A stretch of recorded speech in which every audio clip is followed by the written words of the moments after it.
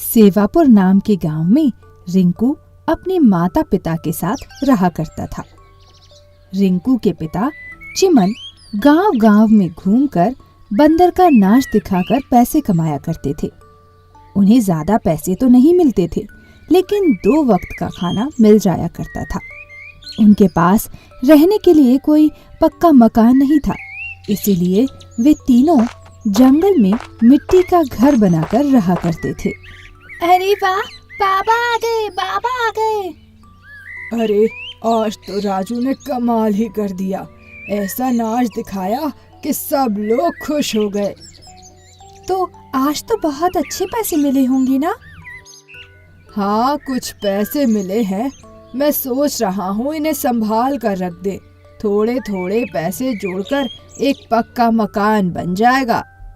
चिमन और उसकी पत्नी रोज थोड़े थोड़े पैसे इकट्ठा करते थे, जिनसे आने वाले भविष्य में वो एक पक्का मकान बनवा सके। उनका बंदर राजू बचपन से ही उनके पास रहा करता था। जंगल में वो अपनी माँ से बिछड़ गया था। तब से इसी परिवार ने उसे पाल पोस कर बड़ा किया था। बाबा, आज राजू बहुत खुश लग रहा है। क्या बात है? अरे इसके खेल से खुश होकर गांव वालों ने उसे बहुत सारे केले खिलाए। अरे वाह, इसीलिए तो आज देखो तो कैसे खुश लग रहा है। संभालना राजू, कहीं केले खा खा कर मोटे हो गए तो नाच नहीं पाओगे। सब धीरे धीरे सही होने लगा था। एक दिन कुछ गांव वालों ने राजू को गंदे फल खिला दिए, जिसकी वजह से उसकी तबीयत खराब होने लगी। वो धीरे धीरे कमजोर होता गया। उसकी वजह से अब वो नाच भी नहीं दिखा पाता था। राजू की हालत बहुत खराब होती जा रही है। हाँ, अब वो ठीक से कुछ खा भी नहीं पाता। बाबा, आप राजू का इलाज करवाइए ना किसी अच्छे डॉक्टर से। चिमन और उसकी पत्नी ने राजू का इलाज करवाना शुरू किया, पर उसके इलाज में बहुत सारे पैसों की जरूरत थी। ये पैसे तो आपने हमारे पक्के मकान के लिए रखे थे ना? कोई बात नहीं, राजू को बचाने के लिए हमें जो करना पड़ेगा हम करेंगे। चिमन ने अपनी सारी जमा पूंजी राजू के इलाज में खर्च कर दी। अब उनके पास ना कोई काम था और ना ही पैसे। फिर भी वे खुश थे, क्योंकि अब राजू ठीक हो चुका था। अब हम क्या करेंगे जी? अब तो हमारे पास कुछ भी नहीं बचा। राजू अभी अभी ठीक हुआ है, उससे काम नहीं करवा सकते। बाबा, राजू देखो जंगल से क्या लेकर आया है।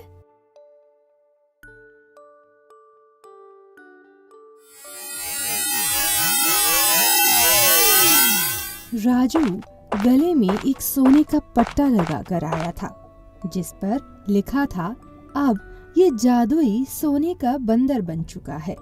आप इससे जो मांगोगे वो आपको मिल जाएगा। हे जादुई सोने के बंदर, हमें एक रहने के लिए पक्का मकान दे दो। वो जादुई सोने का बंदर एक विशाल जादुई सोने के बंदर के घर के आकार में बदल गया और मकान किसी महल से कम नहीं था। बाबा, ये तो कितना सुंदर घर है ना? हाँ, ये सोने का घर है बेटा। कहाँ हम मिट्टी के मकान में रहने वाले, और ये सोने का मकान। यहाँ रहने का तो सब कुछ है, पर खाना कहाँ से लाएंगे? हे जादुई सोने के बंदर, हमें कुछ खाने को मिल सकता है? ये लीजिए, अभी पेश है आपके सामने। पर इस जादुई सोने के घर की ये खासियत थी कि वो जो भी खाना भेजता वो भी सोने का ही होता। चिमन बाजार जाकर पहले सोना बेच आता, उसके बाद ही वो लोग खाना खा पाते। आस-पास के गांवों में ये बात फैल गई कि पास के गांव में सोने का मकान है, इसलिए लोग इसे दूर दूर से देखने आने लगे। उन्हीं गांव वालों में एक चालाक और शातिर व्यक्ति भी था। रंजीत उसने चिमन को बिना बताए उसके घर को देखने के लिए महंगी टिकट लगवा दी।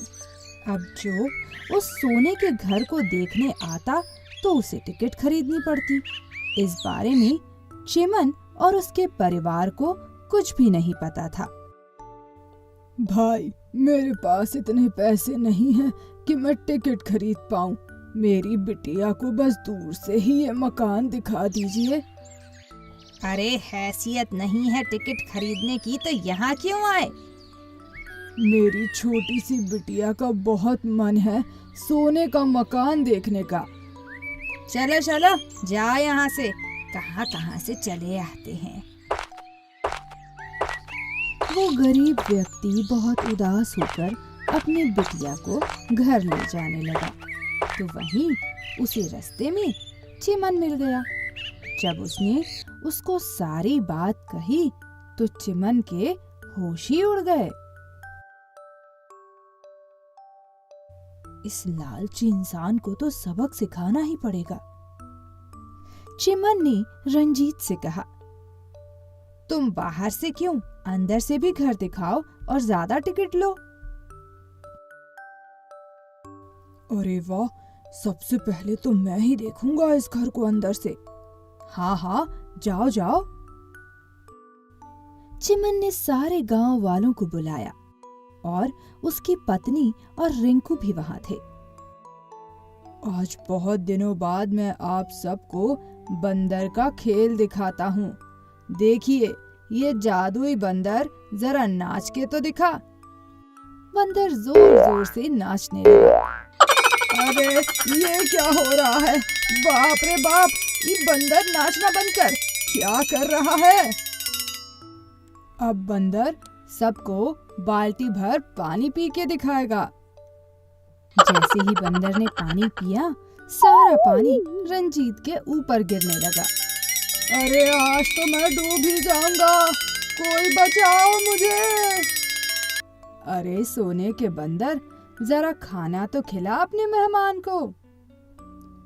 राजू ने खाना तो मंगवा दिया, पर रंजीत को ये मालूम नहीं था कि वो सोने का है।